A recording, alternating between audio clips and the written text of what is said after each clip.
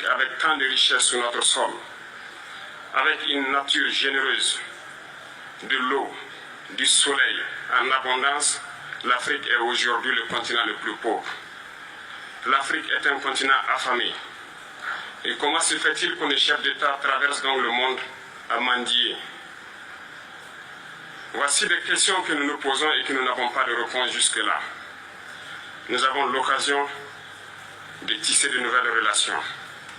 Et j'espère que ces relations puissent être les meilleures pour donner un meilleur avenir à nos peuples.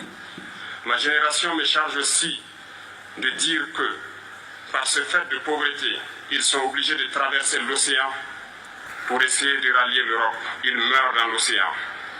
Mais que prochainement, ils n'iront pas traverser parce qu'ils viendront devant nos palais pour chercher leur pitance quotidienne.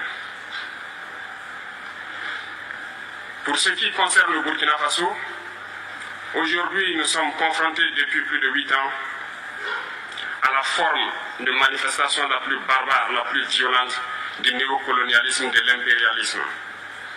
L'esclavage qu'on tend encore à nous imposer. Nos dévanciers nous ont bien appris une chose. L'esclave qui n'est pas capable d'assumer sa révolte ne mérite pas que l'on s'apitoie sur son sort. Nous ne nous apitoyons pas sur nos sorts, on ne demande pas que quelqu'un s'apitoie sur notre sort. Le peuple burkinabé a décidé de lutter contre l'île terroriste en mesure de relancer son développement. Dans cette lutte, des vaillants peuples, des vaillantes populations se sont engagées à prendre les armes face au terrorisme, ceux que nous avons affectueusement appelés les VDP, des volontaires. Nous sommes surpris de voir les impérialistes traiter ces VDP de milices et de tout type. C'est décevant, parce qu'en Europe, lorsque des peuples prennent les armes pour défendre leur patrie, on les traite de patriotes. Nos grands-pères ont été déportés pour sauver l'Europe. Ce n'était pas avec leur consentement, contre leur gré. Et bien au retour, on se rappelle bien qu'à Tiaroy, lorsqu'ils ont voulu revendiquer leurs droits élémentaires, ils ont été massacrés. Cela ne fait rien donc. Lorsque nous, peuple, nous décidions de nous défendre, on nous traite de milices. Mais là n'est pas le problème. Ce qui est le problème, c'est de voir des chefs d'État africains qui n'apportent rien à ces peuples qui se battent, mais qui chantent la même chose que les impérialistes en nous traitant de milices, en nous traitant donc d'hommes qui ne respectent pas les droits de l'homme. De quels droits de l'homme parle-t-on? Nous nous offusquons contre cela et c'est honteux.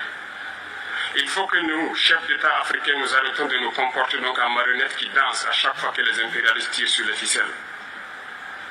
Hier, le président Vladimir Poutine a annoncé donc l'envoi de céréales en Afrique. Nous sommes bien contents. Nous lui disons merci pour cela. Mais aussi, c'est un message passé à nos chefs d'État africains.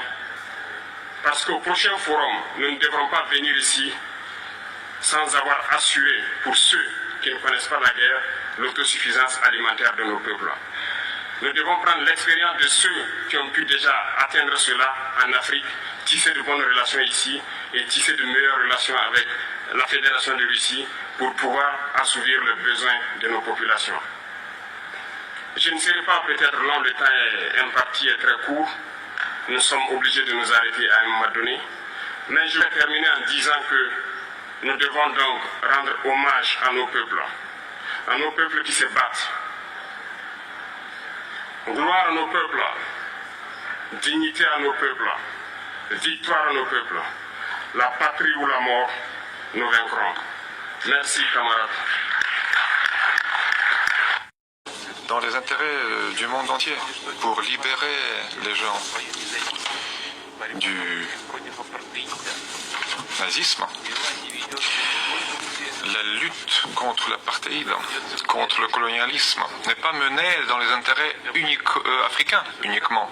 Cette lutte mène à des résultats qui améliorent les situations dans le monde entier. C'est le monde entier qui en profite. Dans ce sens, je suis d'accord avec M. Traoré. Ça rappelle ce qui s'est passé à l'époque soviétique, la lutte qu'a menée l'Union soviétique, la Russie, s'inscrit dans cette lutte de tous les peuples pour les libertés.